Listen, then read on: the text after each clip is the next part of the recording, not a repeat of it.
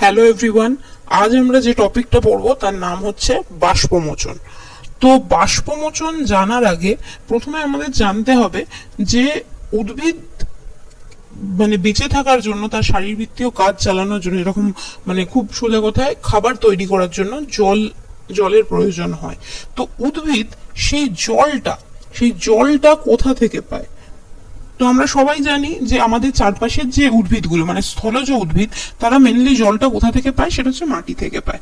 আর জলজ উদ্ভিদ তারা তো জলের মধ্যেই থাকে, তো সেখান থেকেই তারা জল পেয়ে যায়। তো সেই জলটার আলটিমেটলি হয় কি? তো সেই জলটা যে প্রথমে যেটা হবে সেটা হচ্ছে মূলরম দ্বারা সেই জলটা হচ্ছে শোষিত হবে। তো মূলরম দিয়ে সেই জলটা শোষিত হবার পর কি হয়? তো আমরা পড়েছিলাম যে গাছের মধ্যে দুটো সংবহন কলা থাকে, তার মধ্যে একটা সংবহন কলার নাম হচ্ছে জাইলেম। তো জাইলেম যে বাহিকা বা জাইলেম যে কলা, তার মেন কাজ কি? তার মেন কাজ হচ্ছে সে জল সংবহনে সাহায্য করে। তো যে জলটা মূলরম শোষণ করে সেটা সেই জাইলেম বাহিকা দিয়ে কোথায় যায়? সেটা যায় হচ্ছে পাতায়। পাতায় কেন যায়? কারণ পাতাই হচ্ছে মেন খাবার তৈরি করে। ঠিক আছে, তো সেই জলটা সে পেলো, খাবার সে তৈরি করলো। খাবার তৈরি করার পর কিছুটা এক্সেস জল থেকে যায়, কিছুটা অতিরিক্ত জল থেকে যায়। সেই জলটার কি করবে? কারণ জলের তো সোর্স রয়েছে, নিচে জল আছে, মাটির মধ্যে জল তো সে ক্রমাগত পেয়ে যাচ্ছে, কিন্তু যেটা অতিরিক্ত জল থেকে যাচ্ছে সেটার কি করবে? তো তখন সেটাকে গাছ কি করে? সেটাকে হচ্ছে বাষ্পাকারে বের করে দেয়। সেটা পাতার মধ্যে কিছু ছোট ছোট ছিদ্র আছে, আমরা পড়বো, সেই ছিদ্র দিয়ে সেই জলটা হচ্ছে বাষ্পাকারে বেরিয়ে যায়।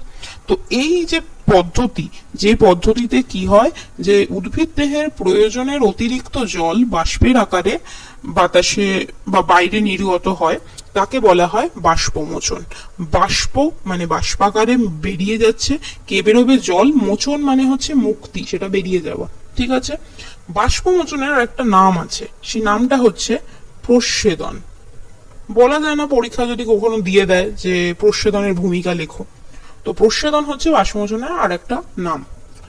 এবার যেটা হচ্ছে লাগবে সেটা হচ্ছে যে এই যে প্রসেসটা বাষ্পমোচন, এইটা হচ্ছে উদ্ভিদ দেহের একটি শারীরবৃত্তীয় প্রক্রিয়া।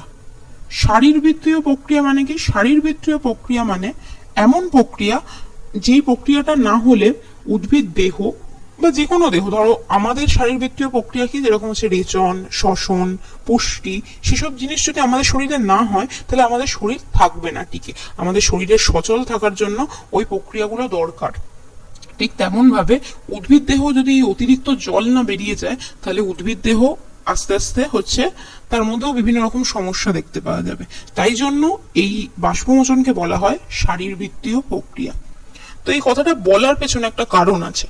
কারণ দেখো, আমি যদি একটা পাত্রের মধ্যে, ধরো একটা ডিশের মধ্যে আমি একটুখানি ধরো এখানে জল রেখে দিলাম, ধরো এখানে জল আছে, তো কিছুক্ষণ পরে না, তুমি যদি এটা রেখে একদিন দুদিন পরে আসো, তুমি যেটা দেখবে যে জলটা আস্তে আস্তে নিজে থেকেই হচ্ছে বাষ্পাকারে বাষ্পীভূত হয়ে যায়।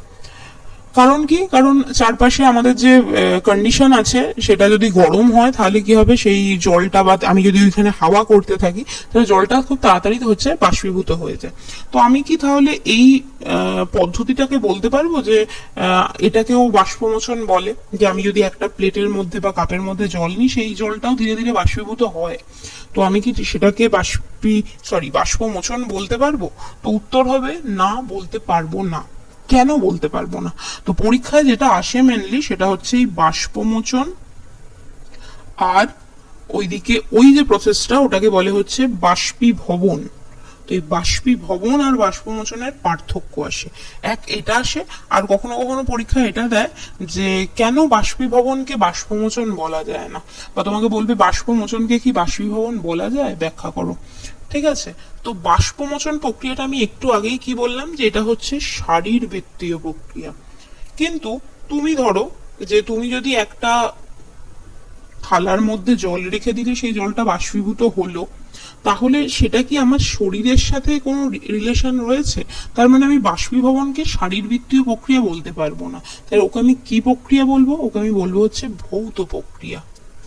ভৌত প্রক্রিয়া মানে কি? ভৌত প্রক্রিয়া মানে এমন প্রক্রিয়া যে প্রক্রিয়াগুলো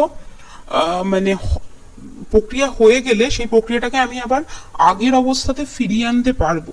মানে কি, যেরকম যতটা জল হচ্ছে বাষ্পীভূত হয়ে গেল, আমি যদি সেই জিনিসটাকে কোথাও একটা ধরো বন্ধ ঘরের ভেতর বা বদ্ধ একটা কন্টেনারের মধ্যে যদি সেটাকে আমি রেখে দিই, তো সেখানেও কি হবে, জল বাষ্পীভূত হবে, ওপরে গিয়ে এটা ঠান্ডা হয়। আমরা জানি যে আমাদের যেরকম পুকুরের জল বাষ্পীভূত হয়ে ওপরে যায়, গিয়ে সেটা ঠান্ডা হয়, আবার সেটা বৃষ্টি আকারে ঝরে পড়ে। তো যাকে ভৌত প্রক্রিয়া মানে সেটা হচ্ছে এমন প্রক্রিয়া যেটা হচ্ছে বারবার রিপিট হতে থাকে। তাহলে শারীরবৃত্তীয় প্রক্রিয়া হচ্ছে বাষ্পমোচন, এটা হচ্ছে ভৌত প্রক্রিয়া। আর সেকেন্ড কি হবে তাহলে পার্থক্যের মধ্যে, সেকেন্ড পার্থক্য যেটা হবে যে বাষ্পমোচন মেনলি হচ্ছে দিনের বেলায় হয়, ঠিক আছে। রাতের বেলায় এটা জেনারেলি যেটা হয় যে এটার বাষ্পমোচন হওয়ার জন্য আমাদের কি লাগে, পাতার মধ্যে একটা ছিদ্রের খুব দরকার পড়ে, সেই যেটা ছিদ্রের নাম হচ্ছে স্টোমাটা বা পত্ররন্ধ্র। তো সেই পত্ররন্ধ্র কি হয়, রাত্রিবেলা জেনারেলি বন্ধ থাকে। তো তার ফলে যেটা হচ্ছে যে দিনের বেলাতেই মেনলি হচ্ছে আমার বাষ্পমোচন হয়। কিন্তু বাষ্পীভবনের সেরকম কোনো ব্যাপার নেই, তুমি যদি রাতে রেখে দাও তাহলে কি বাষ্পীভবন হবে না? তাহলে সারা দিনই এটা চলতে পারে। মানে খুব সোজা কথা, এটা হচ্ছে দিন রাত্রিতে ঘটতে, মানে দিন রাত্রি যে কোনো সময় এটা ঘটতে পারে। হলো থার্ড পয়েন্ট কি হতে পারে, থার্ড পয়েন্ট যেটা হচ্ছে যে বাষ্পমোচন যেটা, এটা খুব মানে জেনারেলি হচ্ছে এটা একটু দ্রুত প্রক্রিয়া, যে গোটা দিনের মধ্যে যতটা আছে মোটামুটি জল ভালোই বাষ্পাকারে বের করে দেয়। বাষ্পীভবন সেই তুলনায় খুবই মানে হচ্ছে স্লো একটা প্রসেস, মানে এটা হচ্ছে ধীর প্রক্রিয়া। তুমি একটা ডিশে বা একটা কাপে যদি তুমি যদি একটা ডিশের মধ্যে রাখো জল, তাহলে সেটা তুলনামূলক একটু তাড়াতাড়ি হবে। তুমি যদি একটা কাপের মধ্যে রাখো, অন্তত তোমাকে কমসে কম মানে 15-20 দিন ওয়েট করতে হবে সেই জল বাষ্পাকারে ইয়ে করার জন্য। তার জন্য আবার তুমি সেই জলটাকে যদি ছাদের মধ্যে রাখতে পারো তাহলে ভালো। তো খুব সোজা কথা, এটা খুব ধীর প্রক্রিয়া, ঠিক আছে। আর জেনারেলি এখানে কি হয় যে বাষ্পমোচন আমাদের মানে যে উদ্ভিদের প্রোটোপ্লাজম মানে উদ্ভিদের কোষের ওপর ডিপেন্ড করে, কারণ উদ্ভিদ ঠিক করে তার কতটা জল লাগবে, কতটা জল অতিরিক্ত। তো সেটা কি হয়, তার উদ্ভিদের কোষের প্রোটোপ্লাজম দ্বারা হচ্ছে নিয়ন্ত্রিত। আর সেক্ষেত্রে এই বাষ্পীভবন হচ্ছে সেরকম কোনো কিছু মানে আমাদের দেহের কোষের সাথে হচ্ছে রিলেশন নেই, তার সেটা নিজের মতোই নিজের ইয়েতে চলবে। তো মোটামুটি এই কটা পার্থক্য থাকে, সেই কারণে বাষ্পীভবন আর বাষ্পমোচন এক জিনিস নয়। এবার আমাদের পড়তে হবে যে আমাদের কত রকমের বাষ্পমোচন হয়। আচ্ছা, ট্রান্সপিরেশন এই যে কথাটা, এই কথাটা হচ্ছে এটার মানেও হচ্ছে বাষ্পমোচন। আমাদের বাষ্পমোচনের ইংলিশ টার্ম হচ্ছে ট্রান্সপিরেশন। তো কি কি সেই আমাদের ট্রান্সপিরেশনের টাইপ বা কি কি বাষ্পমোচনের প্রকারভেদ। তো প্রথম যে টাইপটা আছে সেটা হচ্ছে কিউটিকিউলার। কিউ আচ্ছা এক সেকেন্ড, তো প্রথম যেটার নাম হচ্ছে সেটা হচ্ছে কিউটিকিউলার, বা অনেক বইতে কিউটিকুলারও লিখতে পারে। তো কিউটিকিউলার বা কিউটিকুলার, ঠিক আছে। তারপরেরটার কি নাম, তারপরেরটার নাম হচ্ছে লেন্টিকিউলার। এখানে মেনলি যে জিনিস, আর এটা হচ্ছে কি, এটা হচ্ছে স্টোমাটাল বা স্টোমাটাকে আমি যদি বাংলায় বলি, এগুলোর বাংলাতেও নাম কিউটিক্যাল। আর এটা লেন্টিকিউলারটা কে মানে দায়ী তার জন্য দায়ী হচ্ছে লেন্টিসেল, ঠিক আছে। তো লেন্টিসেল এর জন্য দায়ী, এর জন্য দায়ী হচ্ছে কিউটিক্যালের জন্য দায়ী। আর স্টোমাটাকে এটাকে বলা হয় হচ্ছে পত্ররন্ধ্র, ঠিক আছে। তো এটার জন্য যে দায়ী সেটা হচ্ছে আমার পত্ররন্ধ্র দায়ী। তো প্রথমে জেনে নিই কিউটিক্যাল, লেন্টিসেল আর পত্ররন্ধ্র ব্যাপারটা কি, ঠিক আছে। তো চলো এক এক করে দেখে নেওয়া যাক। তো প্রথম জিনিস হচ্ছে পত্ররন্ধ্র। তো পত্ররন্ধ্র খুব সোজা কথায় জিনিসটা কি, এটা পাতার মধ্যে, এই ধরো আমি যদি একটা পাতা আঁকি, তো পাতার কি হয়, ওপরে যে সারফেসটা থাকে মানে ওপরে যে তলটা থাকে, সেই তলের মধ্যে আমি যদি খুব মানে মাইক্রোস্কোপ দিয়ে দেখতে পারি, তো সেখানে খুব অসংখ্য হচ্ছে এরকম ছোট ছোট ছিদ্র থাকে, যে ছিদ্রগুলোকে অ্যাকচুয়ালি দেখতে হয় হচ্ছে এই রকম মতো দেখতে, এবং তার চারপাশে হচ্ছে এরকম মতো কোষ কিছু থাকে। ঠিক আছে, তো এই দুটো হচ্ছে, আচ্ছা এক সেকেন্ড একটু কালিটা চেঞ্জ করে নি।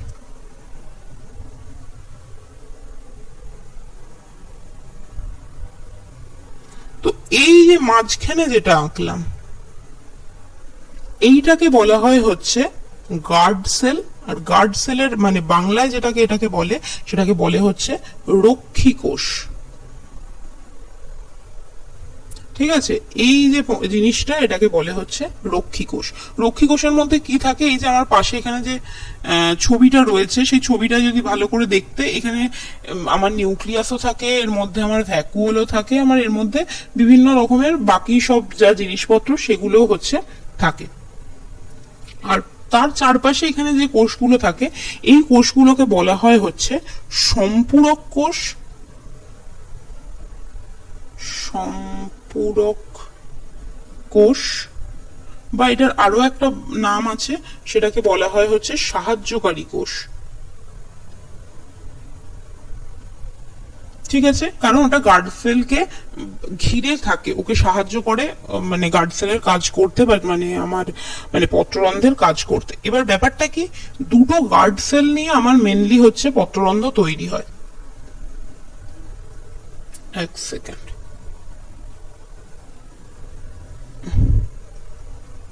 তো এই যে এখানে ছবিটা দেখো, দুটো গার্ড সেল দিয়ে আমার কি হচ্ছে, এই পত্ররন্ধ্র তৈরি হয়। তো রাত্রিবেলা যেটা হয় যে এই পত্ররন্ধ্রটা এরকম, এই যে গার্ড সেলটা এই দুটো হচ্ছে এরকম ক্লোজ অবস্থায় থাকে, ফলে যেটা হয় যে রাত্রিবেলায় কোনো জল বাইরে বেরোয় না। কিন্তু যখন দিনের বেলা হয় তখন কন্ডিশনটা হচ্ছে এইরকম দেখতে হয়ে যায়, মাঝখানে একটা এরকম ছিদ্র তৈরি হয়। সেই ছিদ্রটা তৈরি হওয়ার কারণ কি, সেই ছিদ্রটার মেন তৈরি হওয়ার কারণ হচ্ছে যে এই কোষের ভেতরে হচ্ছে প্রোটোপ্লাজমীয় একটা চাপ তৈরি হয়। সেটা নিয়ে আমাদের বইতে এত ডিটেলসে কিছু লেখা নেই, সেটা আমরা পরে কখনো পড়বো। তো মেনলি যেটা হয় যে আমরা যে জলটা যে আমরা নিচ্ছি, আর আমাদের যদি ওই মানে উদ্ভিদ দেহ যে কি খাবার তৈরি করে সেটা হচ্ছে শ্বেতসার তৈরি করে, মানে গ্লুকোজটা শ্বেতসার রূপে সে সঞ্চিত রাখে। তো সেই শ্বেতসার এবং এই মানে এক্সেস যদি জলের জন্য কি হয়, এই গার্ড সেলের ভেতরে জল হচ্ছে প্রচুর ঢুকে যায়। তো গার্ড সেলের ভেতর যদি জল বেশি করে ঢুকে যায় তাহলে কি হবে, গার্ড সেলগুলো একটু ভারী হয়ে যাবে। ভারী হওয়ার জন্য জিনিসটার মধ্যে একটা টান অনুভব হয়। তো দুটো জিনিস দুজনকে এইভাবে টানতে থাকে এবং মাঝখানে হচ্ছে এই গর্তটা তৈরি হয়ে যায়। বোঝাতে পারলাম? তো এই হচ্ছে আমার পত্ররন্ধ্র। কি মনে রাখতে হবে, যে পত্ররন্ধ্রের মাধ্যমে যে বাষ্পমোচনটা হয় সেটা কত পার্সেন্ট বাষ্পমোচন সেই পত্ররন্ধ্রের মাধ্যমে হয়, তো প্রায় হচ্ছে 90 থেকে 95%। কিছু কিছু বইতে ওটা 97%ও আছে, তো বইয়ে যা লেখা আছে সেটাই পড়বে। প্রায় মানে যত বাষ্পমোচন উদ্ভিদ দিয়ে হয় তার 90 থেকে 95% বাষ্পমোচন হচ্ছে পত্ররন্ধ্রের মাধ্যমেই হয়ে যায়। ঠিক আছে, পত্ররন্ধ্রের গঠন আসে, বইয়ের মধ্যে পত্ররন্ধ্রের গঠন রয়েছে, তো তার মধ্যে মেনলি আমার পত্ররন্ধ্রের ছিদ্র, আমার রক্ষী কোষ আর সম্পূরক কোষ, এই তিনটে জিনিস হচ্ছে লাগবে। ঠিক আছে, সেকেন্ড চলে আসি হচ্ছে আমার লেন্টিসেল আর কিউটিকল। লেন্টিসেল কি, লেন্টিসেল কোথায় থাকে, লেন্টিসেল হচ্ছে যে কোনো কাষ্ঠল উদ্ভিদের ক্ষেত্রে, মানে যাদের গুঁড়িটা শক্ত হবে। তো সেরকম কোনো কাষ্ঠল উদ্ভিদের কি হয়, কাণ্ডের গায়ে দেখবে কিছু কিছু গাছের কাণ্ডের গায়ে এরকম হচ্ছে দাগ থাকে কিছু কিছু। তো এই দাগগুলোকে বলে হচ্ছে, আর এখানেও দেখবে এরকম ছোট ছোট ফুটকি ফুটকি সব ইয়া রয়েছে। তো এগুলো কি হয়, গাছের কাণ্ডের মধ্যে কিছু ছিদ্র থাকে। তো এই ছিদ্রের মাধ্যমেও কি হয়, খুব সামান্য পরিমাণে জল বাষ্পাকারে বের হয়ে যায়। সেই সামান্য পরিমাণটা কত, সেটা হচ্ছে প্রায় 0.1%, মানে এতটাই কম জল হচ্ছে বাষ্পাকারে বের হয় লেন্টিসেল দিয়ে। এবার হচ্ছে কিউটিকল কি, কিউটিকল হচ্ছে আমরা অনেক সময় পড়েছি যে কি হয়, যেগুলো তোমার হচ্ছে যেসব উদ্ভিদ গুলো মানে মরু অঞ্চলে থাকে, বা অনেক সময় যেসব উদ্ভিদ বেশি রোদ পায়, তো তারা কি করে, তারা হচ্ছে তাদের যে পাতা সেই পাতার উপরে একটা মোম জাতীয় আস্তরণ করে নেয় যাতে বেশি জল না বেরিয়ে যায়। তো এই মোম জাতীয় যে আস্তরণ সেটাকেই বলে হচ্ছে কিউটিকল। এই জন্য দেখো পাতাগুলো বেশ গ্লসি। কিন্তু হয়টা কি, এই যে কিউটিক্যাল থাকে, এই কিউটিক্যালের মধ্যেও হচ্ছে মানে একটা খুব সামান্য হচ্ছে এরকম ছিদ্র থাকে, খুব সামান্য ফাটল থাকে, তার মাধ্যমেও কিছু না কিছু জল বেরিয়ে যায়। মানে একদম এটা হচ্ছে পুরো মানে বুলেট প্রুফ গোছের নয়, তো কিছুটা ফাঁক থাকে। তো সেই ফাঁকটা মোটামুটি সেইখান দিয়ে কতটা জল বেরোয়, তো 3 থেকে 7% মতো জল এখানে বেরিয়ে যায়। ঠিক আছে, তাহলে সব থেকে বেশি জল বেরোয় হচ্ছে আমার পত্ররন্ধ্র দিয়ে, তারপরে হচ্ছে কিউটিক্যাল দিয়ে, তারপরে হচ্ছে লেন্টিসেল দিয়ে। ঠিক আছে, লেন্টিসেলটা কোথায় অবস্থিত অনেক সময় দেয়, তো এটা হচ্ছে গাছের কাণ্ডে অবস্থিত হবে। আর কিউটিক্যাল মেনলি কিসের জন্য কিউটিক্যাল গঠিত হয়, কিউটিক্যালের মধ্যে একটা পদার্থ থাকে, একটা মানে একটা ফ্যাটের একটা আবরণী থাকে। সেই ফ্যাটটার কি নাম, সেই ফ্যাটটার নাম হচ্ছে কিউটিন। তো কিউটিনের জন্য কিউটিক্যাল তৈরি হয়। ঠিক আছে, তো তাহলে আমরা জেনে নিলাম যে কত প্রকারের বাষ্পমোচন হয়, 3 প্রকারের হলো। এবার আসবো তাহলে বাষ্পমোচনের জন্য শর্তাবলী কি, যে যে কোনো মানে দিনের বেলা যে কোনো সময় যেরকম কন্ডিশনই হোক না কেন, মানে খুব মেঘলা হলেও কি বাষ্পমোচন একই রকম হবে, খুব রোদ উঠলেও বাষ্পমোচন একই হবে, শীতকালে একরকম হবে, গরমকালে একরকম হবে, কি হবে? তো বাষ্পমোচন নিয়ন্ত্রণ করে সেরকম কয়েকটা ফ্যাক্টর সম্পর্কে আমাদের পড়তে হবে। জেনারেলি কিছু কিছু বইতে সেই ফ্যাক্টরগুলো ক্যাটেগরাইজ করা আছে, কিছু কিছু জায়গায় সেই ফ্যাক্টরগুলোকে নর্মালি রেখে দিয়েছে।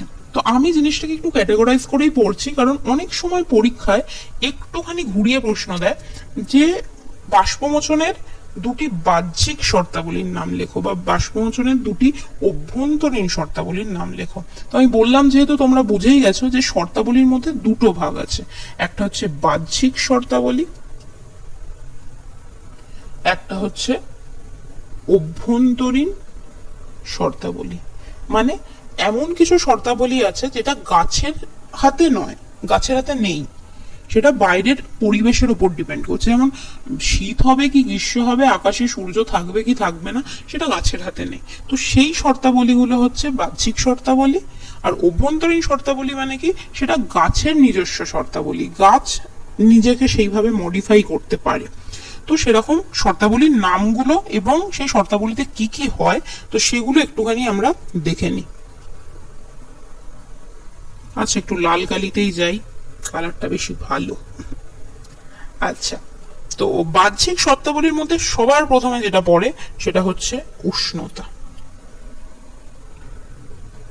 ঠিক আছে, তো উষ্ণতা কিরম প্রশ্ন দেবে তোমাকে, তোমাকে আইদার বলতে পারে যে 2টো বাহ্যিক শর্তাবলীর নাম লেখো এবং কিভাবে সেই বাহ্যিক মানে শর্তাবলীগুলোর জন্য কিরকম ভাবে তা বাষ্পমোচনকে নিয়ন্ত্রণ করে সেটা বলো। তার মানে কি, তুমি 2টো বাহ্যিক শর্তাবলীর নাম লিখলে, যেরকম ধরো একটা উষ্ণতা, তোমাকে বলতে হবে উষ্ণতাটা বাড়লে বাষ্পমোচনের কি হয়, বা উষ্ণতাটা কমলে বাষ্পমোচনের কি হয়। তো খুব সোজা কথায়, উষ্ণতা তোমার যদি চারপাশের টেম্পারেচার বাড়ে, তো কি হবে, বেশি জল বাষ্পাগারে বেরিয়ে যাবে, তাই না? তুমি সেটা একটা প্লেটের মধ্যে রেখেই জল করো, কিংবা একটা উদ্ভিদের ক্ষেত্রে করো, কিংবা তুমিও যদি কোথাও রোদের মধ্যে দাঁড়িয়ে থাকো, সোজা কথা যেটা হবে, টেম্পারেচার যদি বাড়ে তাহলে আমাদের ভেতরের কোষের মধ্যে জল ধীরে ধীরে হচ্ছে বেরিয়ে যেতে থাকে, আমরা ডিহাইড্রেশনে ভুগতে থাকি। তার মানে কি, উষ্ণতা যদি বাড়ে তাহলে কি হবে, আমার বাষ্পমোচনের হারও হচ্ছে বাড়তে থাকবে। তাহলে আমি উষ্ণতার সাথে কি করছি, উষ্ণতা এই উপরের দিকে সাইন মানে হচ্ছে যদি বাড়ে, হ্যাঁ উপরের সাইন মানে হচ্ছে যদি বাড়ে, তাহলে কি হবে, আমি সব ক্ষেত্রে কি করছি, বাষ্পমোচন বাড়বে সেটাকে হিসেব করছি। তো বাষ্পমোচন বাড়বে কখন, যদি উষ্ণতা বৃদ্ধি পায়। ঠিক আছে, বোঝা গেল। তাহলে স্বাভাবিকভাবে যদি উষ্ণতা কমে তাহলে বাষ্পমোচন কমবে। সেকেন্ড আর কি পয়েন্ট আছে, সেকেন্ড পয়েন্ট যেটা, সেটা হচ্ছে বায়ু প্রবাহ। নর্মালি দেখো, একটা যদি তুমি প্লেটের মধ্যে জল রাখো, সেটাকে তুমি যদি উপরে তুমি খুব বাতাস করতে থাকো একটা পাখা নিয়ে, তাহলে কি হবে, তার মানে বাষ্পীভবনটা তাড়াতাড়ি বাড়বে। ঠিক সেম ভাবে বাষ্পমোচনের ক্ষেত্রেও তাই হয়। যদি বায়ু প্রবাহ বাড়ে, মানে খুব ঠান্ডা, মানে তোমার কি হচ্ছে, খুব বেশি তোমার হচ্ছে চারপাশে বাতাস বইছে, তো সেরকম অবস্থাতেও কি হবে, বাষ্পমোচন বাড়বে। ঠিক আছে, থার্ড পয়েন্ট কি, থার্ড পয়েন্ট হচ্ছে আলো। মানে যদি সূর্যালোকের বা মানে আলো যদি তোমার বেশি থাকে, তাহলে কি হয়, আলো সত্যি কথা বলতে কি প্রত্যক্ষভাবে যে বাষ্পমোচনে হেল্প করে তা নয়, কিন্তু পরোক্ষভাবে তোমার হচ্ছে বাষ্পমোচনে হেল্প করে। কিভাবে? কারণ আলোর ডাইরেক্ট বাষ্পমোচন বাড়ানো কমানোর ক্ষমতা নেই, কিন্তু আলোর উপস্থিতিতে অর্থাৎ সূর্যালোকের উপস্থিতিতে কি হয়, পত্ররন্ধ্র খোলা থাকে। তো পত্ররন্ধ্র খোলা থাকে মানেই কি বাষ্পমোচন হবে। তো আলো পরোক্ষভাবে কি করবে, বাষ্পমোচন বাড়াবে। এবার হচ্ছে ফোর্থ পয়েন্ট এবং সব থেকে ইন্টারেস্টিং পয়েন্ট, সেটা হচ্ছে আর্দ্রতা। খুব যেটা হচ্ছে পরীক্ষা আসে যে আর্দ্রতা বাড়লে পরীক্ষা মানে বাষ্পমোচনের কি হয়, কারণ এটাই হচ্ছে একমাত্র বাহ্যিক মানে তোমার শর্ত, যেটা হচ্ছে ইনভার্সলি প্রপোর্শন, মানে যদি আর্দ্রতা বাড়ে তাহলে বাষ্পমোচনের হার কমবে। আর্দ্রতা জিনিসটা কি, আর্দ্রতা মানে আমাদের চারপাশের যে পরিবেশ, মানে চারপাশের যে বায়ুমণ্ডল, সেখানে কতটা জলীয় বাষ্প আছে তাকে বলে আর্দ্রতা।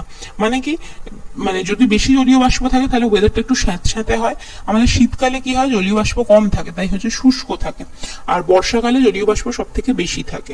ঠিক আছে, তো বর্ষাকালে কি হবে, যদি তোর গাছের মধ্যে বাষ্পমোচন মানে সরি বর্ষাকালে, মানে বর্ষাকালটা অ্যাকচুয়ালি পুরোপুরি আর্দ্রতা নয়, আর্দ্র মেন যদি কিছু হয় সেটা হবে তোমার হচ্ছে ঠিক গ্রীষ্ম আর বর্ষার মাঝামাঝি সময়টা। কারণ বর্ষাকালে তো এমনি মেঘলা ওয়েদার, তো গ্রীষ্মকালে যেটা হয় যে আমাদের দেখবে একটা ভ্যাপসানো একটা গরম থাকে। সেই ভ্যাপসানো গরমটার কারণ কি, কারণ হচ্ছে এই হিউমিডিটি বা আর্দ্রতার জন্য।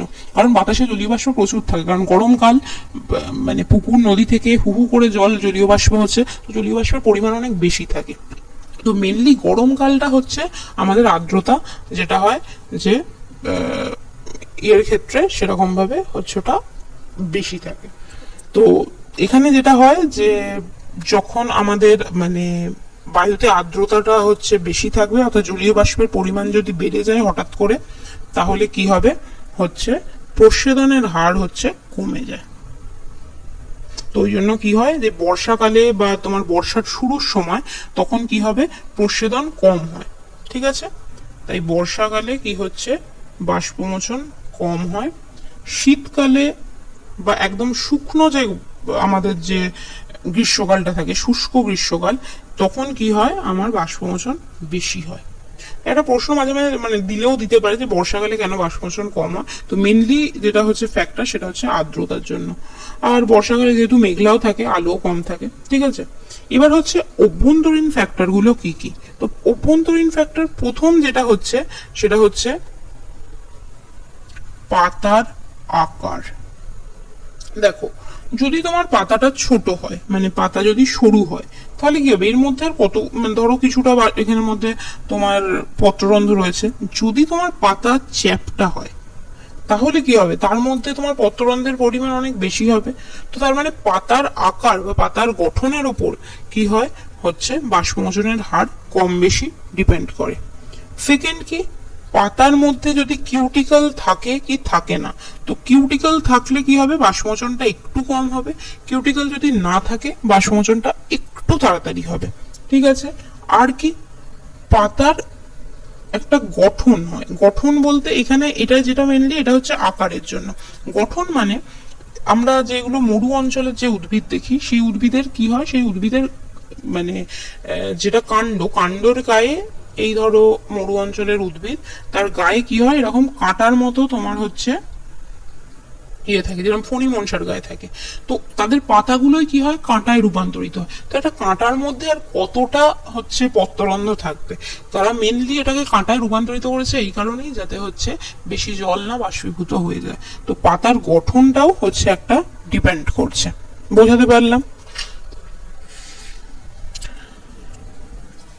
আর এছাড়া কি হতে পারে, পাতার যদি সংখ্যা বেশি হয়, মানে কিছু গাছ আছে যাদের পাতা খুব কম হয়, আর কিছু গাছ কি হয় যাদের পাতার সংখ্যা খুব বেশি হয়। তো পাতার সংখ্যা বাড়লেও সেখানেও একটা হতে পারে। তো এখানে শুধু মেনলি তোমাকে নামগুলো বলতে হবে। তো পাতার আকার বাড়লে এখানেও কি হবে, এটা হচ্ছে বাড়বে। কিউটিকল যদি থাকে তাহলে বাষ্পমোচন কমবে। গঠনের ক্ষেত্রে এটা তো আলাদাভাবে ওইভাবে কিছু বলতে হবে না, তোমাকে মানে ব্যাখ্যাই করতে হবে যে কাঁটা এইসবের কথা। আর পাতার সংখ্যাও যদি তোমার বাড়ে তাহলেও কি হবে, বাষ্পমোচন বাড়বে। এবার আরেকটা হচ্ছে কথা একটুখানি জেনে রাখা ভালো, এক ধরনের পত্ররন্ধ্র হয়, সেই পত্ররন্ধ্রগুলোকে বলে হচ্ছে নিবেশিত পত্ররন্ধ্র। ঠিক আছে, নিবেশিত পত্ররন্ধ্র পরীক্ষায় আসে। নিবেশিত পত্ররন্ধ্র থাকার সুবিধা কি আর একটা উদাহরণ চাই। তো নিবেশিত পত্ররন্ধ্র মানে কি? নিবেশিত মানে হচ্ছে কোনো কিছুতে মগ্ন থাকা, কোনো কিছুতে ডুবে থাকা। মেনলি হয় কি, এমনিতে তো নর্মালি পাতার যে ওপরের যে তলটা সেখানে আমার পত্ররন্ধ্র থাকে, কিন্তু এই নিবেশিত পত্ররন্ধ্রের ক্ষেত্রে কি হয়, এই পত্ররন্ধ্রগুলো পাতার অ্যাকচুয়ালি যদি আমি এই পাতাটাকে কেটে এই পাতাটাকে যদি আমি দেখি, ওর থিকনেস যদি দেখি, ওর বেধ যদি দেখি, আমি দেখতে পাবো মানে ওটা যদি আমি মাইক্রোস্কোপে দেখি তো পাতাটা মোটামুটি এতটার মতো, ধরো এখানে বিভিন্ন রকম কলা আছে। পাতার এই কলাগুলোকে বলে হচ্ছে মেসোফিল কলা। এরকম দুদিকেই হচ্ছে সাজানো থাকে, মাঝখানে কিছু কিছু কোষ থাকে। তো পত্ররন্ধ্রটা জেনারেলি কি হয়, এই জায়গাটা করে তোমার থাকলো, মানে ওর উপরিতলটায় থাকে। কিন্তু এই নিবেশিত পত্ররন্ধ্রের ক্ষেত্রে পত্ররন্ধ্রটা একটু ভেতরে থাকে। ফলে যেটা হয় যে এই নর্মাল পত্ররন্ধ্রতে যতটা জল বাষ্পীভূত হয়ে যায়, নিবেশিত পত্ররন্ধ্র কি করে, বাষ্পমোচনের হারটাকে রোধ করে। তো নিবেশিত পত্ররন্ধ্র থাকার মেন যদি সুবিধা হয়, এটা হচ্ছে বাষ্পমোচনের হার কমায়। ঠিক আছে, আর কাদের দেখতে পাওয়া যায়, সেটা হচ্ছে করবী গাছের পাতায়, করবী গাছে। আর আরো একটা দেখতে পাওয়া যায়, সেটা হচ্ছে আমাদের যে কোনো মরু অঞ্চলের যেসব পাতাগুলো হয়, তো তাদেরও কি হয় হচ্ছে নিবেশিত মানে পত্ররন্ধ্র থাকে। তো মরু উদ্ভিদেও তুমি লিখতে পারো। এবার মরু উদ্ভিদটা এটা জেনারেলি লেখে না কেন, কারণ কিছু কিছু মরু উদ্ভিদের তো পাতা কণ্টকে রূপান্তরিত হয়ে যায়, তো সেই জন্য ওটা অনেক সময় অ্যাভয়েড করে। তো করবী গাছ আমাদের বইতে লেখাই আছে, তো করবী পাতায় নিবেশিত পত্ররন্ধ্র থাকে। ঠিক আছে, চলো এরপরে আমরা পড়বো হচ্ছে বাষ্পমোচনের তাৎপর্য কি। যে বাষ্পমোচনের তাৎপর্যের আরো কি কি নাম হয়, তাৎপর্যের আরো যে নামগুলো হয় সেটা হচ্ছে ভূমিকা আসতে পারে। ঠিক আছে, মানে তাৎপর্য বলে ভূমিকা এলে না পরীক্ষায় লিখে দিলে তখন চাপ হয়ে যাবে। ঠিক সেরকম ভাবে তাৎপর্যও কি হয়, দুটো ভাগে হচ্ছে বিভক্ত। একটা হচ্ছে উপকারী ভূমিকা, একটা হচ্ছে অপকারী ভূমিকা। মানে আমার যে বাষ্পমোচন সেটা কিছু কিছু ক্ষেত্রে গাছের পক্ষে ভালো, আর কিছু কিছু ক্ষেত্রে এটা গাছের পক্ষে খারাপ। তো প্রথম আসি উপকারী ভূমিকায় কি। তো উপকারী ভূমিকায় প্রথম যেটা হচ্ছে সেটা হচ্ছে যে এই যে জল যদি আমার বাষ্পাগারে বেরিয়ে যায়, ধরো, তার মানে কি হবে, গাছের মধ্যে একটু জলের ঘাটতি হবে। জলের যদি ঘাটতি হয় তাহলে কি হবে, গাছ আবার জল শোষণ করবে। ঠিক আছে, ঠিক যেমন ভাবে আমার শরীরে আমার যদি খিদে পায়, আমি আবার খাবার খাবো। তো কি হয়, নতুন নতুন খাবার খাওয়ার জন্য আমার শরীরে খিদে পাওয়াটা দরকার, বা মানে খাবার পরিপাক হয়ে যাওয়া দরকার। ঠিক সেইভাবে গাছের অতিরিক্ত জল যদি বাষ্পাগারে মানে বেরিয়ে যায়, তাতে কি হবে, গাছের জল শোষণ মানে জল শোষণ ক্ষমতা বলতে পারবো না, জল শোষণটা মানে আবার নর্মালি হবে। তো জল শোষণ যদি বেশি হয় তাহলে কি হবে, খনিজ পদার্থগুলো আবার সে পাবে।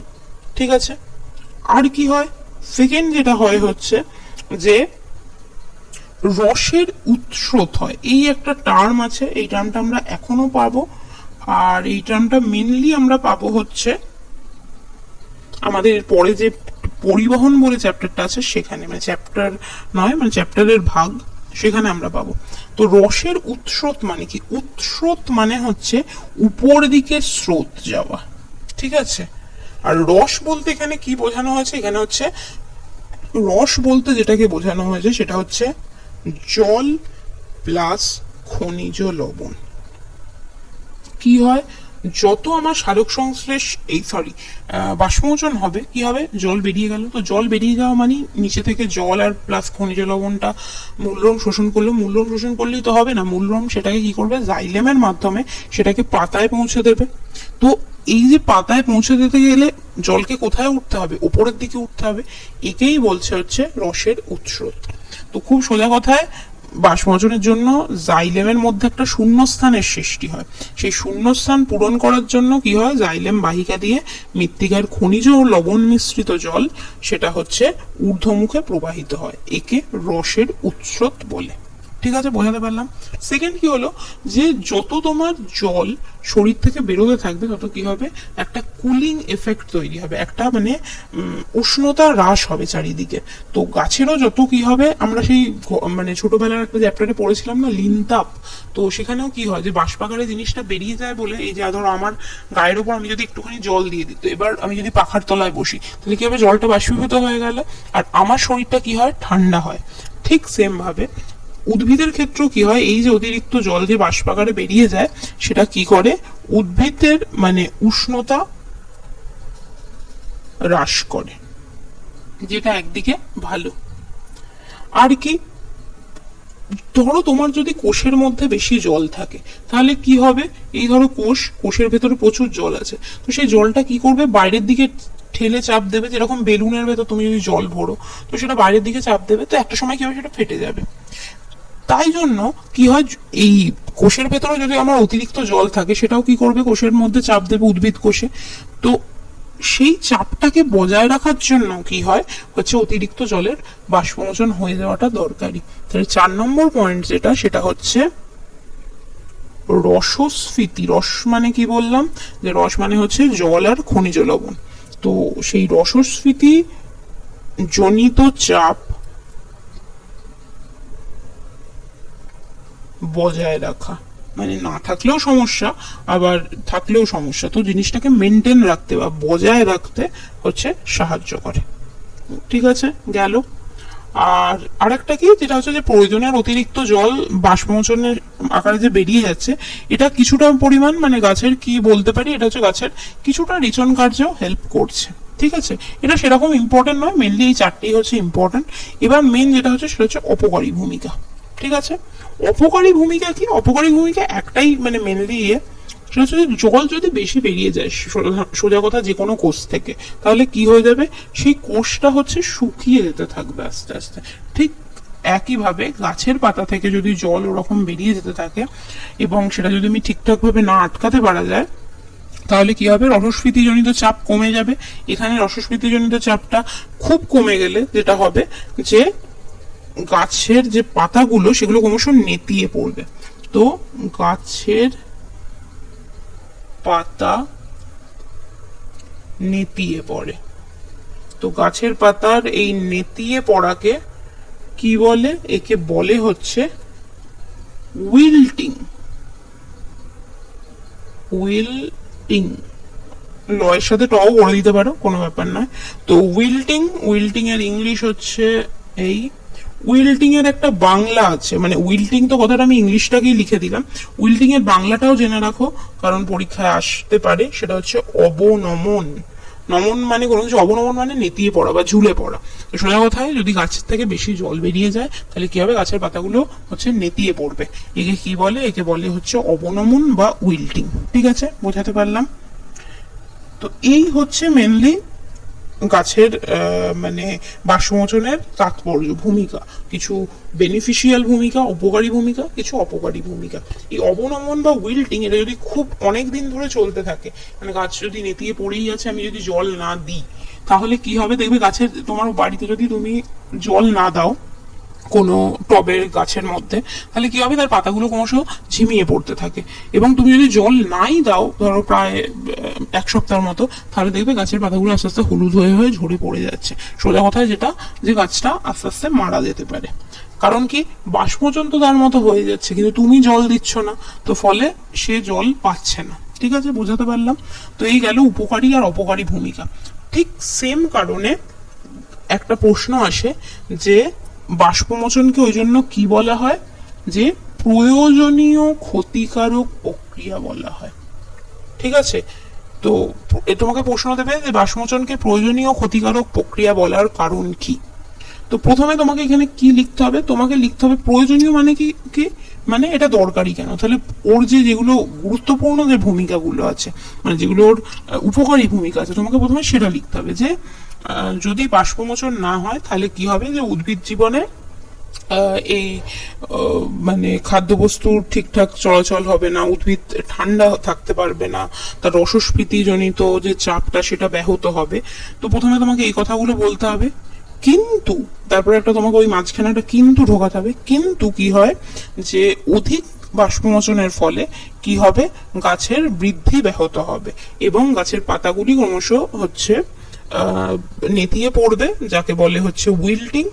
তাই জন্য বাষ্পমোচনকে প্রয়োজনীয় ক্ষতিকারক তোমার হচ্ছে প্রক্রিয়া বলে। তাহলে এখানে প্রথমে কি লিখতে হবে, কিছু হচ্ছে উপকারী ভূমিকা লিখতে হবে, বেশি ডিটেলসে নয়, জাস্ট হেডিং গুলো যেগুলো আছে বইয়ের সেগুলোকে উপকারী যে মানে ভূমিকার পয়েন্ট গুলো, সেই পয়েন্ট গুলো যোগ করতে হবে যেগুলো জন্য আমার বাষ্পমোচনটা দরকারি।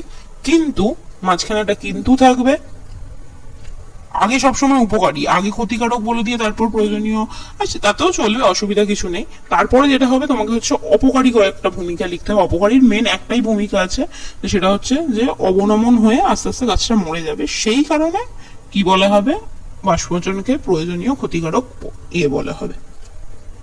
এবার আসি, এবার হচ্ছে একদম লাস্ট পয়েন্ট, সেটা হচ্ছে যে জঙ্গল উদ্ভিদ। জঙ্গল উদ্ভিদ মানে কি, যেসব উদ্ভিদ হচ্ছে মানে খুব সোজা কথায় হচ্ছে জঙ্গলে জন্মায়, জঙ্গলে জন্মায়। আবার তার থেকেও যদি আরো সোজা কথা বলে দিই হচ্ছে মরু উদ্ভিদ। মরু উদ্ভিদকে বলা হয় জঙ্গল উদ্ভিদ। আর মরু উদ্ভিদের আরো একটা ভালো নাম আছে, সেটাকে বলা হয় হচ্ছে জেরোফাইট। এই টার্মটা তোমরা পাবে, 9-এও পেতে পারো আবার 10-এও পাবে। তো এটার বাংলায় যদি লিখি তো এটাকে বলে হচ্ছে জেরোফাইট। ঠিক আছে, জেরোফাইট মানে হচ্ছে মরু উদ্ভিদ। তো কি হয়, তো এইরকম উদ্ভিদের ক্ষেত্রে তো আমি ছবি দিয়েই দিয়েছি, এই যে এদের এই যেরকম কাঁটা কাঁটা যে অঞ্চলটা আছে, এইগুলো কাঁটাগুলো কি, কাঁটাগুলো হচ্ছে ওদের পাতা। আর এই যে সবুজ রঙের, তাহলে তুমি বলো তাহলে এই সবুজ রঙের এই যে গোটা দেহটা আছে এটা কি, এটা হচ্ছে ওর কাণ্ড। ঠিক আছে, গুলিয়ে ফেলবে না, কাঁটাগুলো হচ্ছে পাতা। তো কি হয়, তো কিছু কিছু গাছের ক্ষেত্রে এই কাঁটাগুলো থাকে, যার ফলে কি হয়, বাষ্পমোচনটা ওরা কমানোর চেষ্টা করে। কারণ মরু অঞ্চলে প্রচুর রোদ থাকে, ওই রোদে যদি থাকে কোনো গাছ, ও যত না জল পাবে তার থেকে বেশি জল বেরিয়ে যাবে। তো ওই জন্য ওরা কাঁটাগুলোকে প্রোটেকশনের জন্য রাখছে, সেকেন্ড হচ্ছে বাষ্পমোচনটাকেও রোধ করার জন্য রাখছে। আর কি হয়, কিছু কিছু জঙ্গল উদ্ভিদের দেহে হচ্ছে কিউটিকলের পুরু আস্তরণ থাকে, মানে মোটা আস্তরণ থাকে। তো মোটা আস্তরণ থাকলে কি হয়, তার মধ্যে থেকে জল হচ্ছে বেরোতে পারে না। ঠিক আছে, তো সেরকম কিছু কিছু থাকে এরকম। তো এই জিনিসগুলো হচ্ছে আমাদেরকে মনে রাখতে হবে যে জঙ্গল উদ্ভিদেররা এইভাবে হচ্ছে বাষ্পমোচন করে। আর আরেকটাও আসে মাঝে মাঝে যে পর্ণমোচী উদ্ভিদরা কিভাবে বাষ্পমোচনটাকে রোধ করে বা বাষ্পমোচন কি করে সেখানে। তো পর্ণমোচী উদ্ভিদের ক্ষেত্রে কি হয় আমি জানি হচ্ছে পাতা ঝরে যায়, শীতকাল এলে পাতা ঝরে যায়। তো শীতকালে বাষ্পমোচনকে কমানোর জন্য, কারণ আমি কি বললাম যে শীতকালে কি হয়, শীতকালে হচ্ছে আমার আর্দ্রতাটা কি হচ্ছে তোমার হচ্ছে যেহেতু কম থাকে, তাই জন্য শীতকালে আমার যে বাষ্পমোচন সেটা হচ্ছে বাড়বে। তো শীতকালে বাড়ার জন্য শীতকালে এই যে তোমার কি বলে পর্ণমোচী যে উদ্ভিদগুলো রয়েছে, তারা বাষ্পমোচনটাকে আটকানোর জন্য পাতা ঝরে যায়। তো পাতা ঝরে গেলে কম বাষ্পমোচন হবে। ঠিক আছে, বোঝাতে পারলাম। এবার লাস্ট একটা জিনিস, সেটা বইয়ের মধ্যে নেই কিন্তু পরীক্ষায় আসার চান্স আছে, সেটা হচ্ছে যে বাষ্পমোচন মাপবো কি করে, বাষ্পমোচন যে হচ্ছে সেটাই আমি জানবো কি করে। তো এর জন্য এক বিজ্ঞানী ছিলেন, সেই বিজ্ঞানীর নাম হচ্ছে, বিজ্ঞানীর নামের শুরুটা আমি ভুলে গেছি, বিজ্ঞানীর যে টাইটেল ছিল সেটার নাম হচ্ছে, মানে তার ইয়ে হচ্ছে জ্ঞানং। বাংলায় লিখতে গেলে গজফলা আঁকা জ্ঞানং।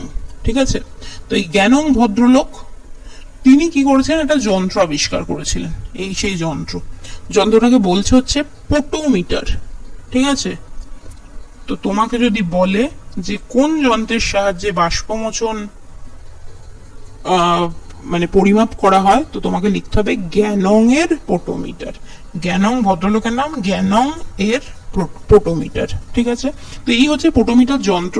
কি করা হয়, এই পোটোমিটার যন্ত্রের এক জায়গায় তোমার হচ্ছে এই উদ্ভিদকে লাগিয়ে দেওয়া হয়, এখানে একটা তুলো বা কিছু দিয়ে এখানটাকে আটকে দেয় ইয়েতে, যাতে মানে ব্যাপারটা হচ্ছে যে জলটা বাষ্পীভূত না হয়ে যায়। মানে জল, এটা তো সারফেস, এখান থেকে তো বাষ্পীভূত হয়ে যেতে পারে। তো বাষ্পীভবনটাকে আটকানোর জন্য ওখানে রেখে দেয়। আর কি, এখানে এটা জলের রিজার্ভার করে রেখেছে, এখানটাকে স্টপ কক দিয়ে আটকানো থাকে।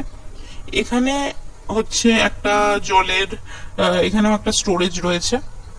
আর এবার কি হচ্ছে, এখান থেকে জল দিয়ে এটাকে ভর্তি করেছে, তো ভর্তি করে আর এই দিক থেকে হচ্ছে জলটা এসে এখানে হচ্ছে, এইখানে যে নলটা শেষ হবে এর উপরে হচ্ছে লেয়ার, জলের লেয়ারটা যেন থাকলো।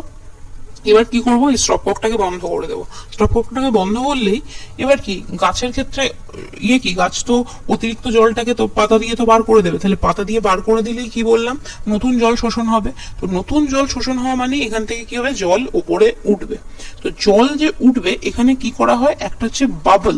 বাবল মানে ছোট, মানে জলের যে বুদবুদ, তো জলের বুদবুদ হচ্ছে, জলের তো বুদবুদ হয় না, বাতাসের বুদবুদ হয়। তো বাতাসের বুদবুদ ওই জলের ভেতরে একটা ঢুকিয়ে দেওয়া থাকে ইয়ে করে। তো এই বুদবুদটা কি হয়, এরকম এইরকম জায়গাতে হচ্ছে থাকে।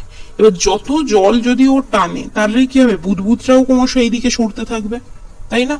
তো বুদবুদের ওই, এবার এইটা হচ্ছে এখানে তোমার স্কেল দেওয়া আছে, তো এই স্কেলের সাহায্যে বোঝা যাবে যে কতটা জল হচ্ছে সেই বুদবুদ সরছে, কতটা জল গাছ হচ্ছে টেনেছে। যতটা জল গাছ টেনেছে তার মানে ততটা জল গাছ বেরও করেছে কোথাও না দিয়ে। তো এই পোটোমিটারের সাহায্যে এইভাবে হচ্ছে তোমার গাছের বাষ্পমোচন মাপা হয়। তো বাষ্পমোচন কি দিয়ে মাপা হয়, গ্যানং-এর পোটোমিটার দিয়ে। তো এই হলো মোটামুটি বাষ্পমোচন চ্যাপ্টার, শেষ হয়ে গেল একদম একটা লেকচারেই। ওকে, থ্যাংক ইউ। কেমন লাগলো জানিও।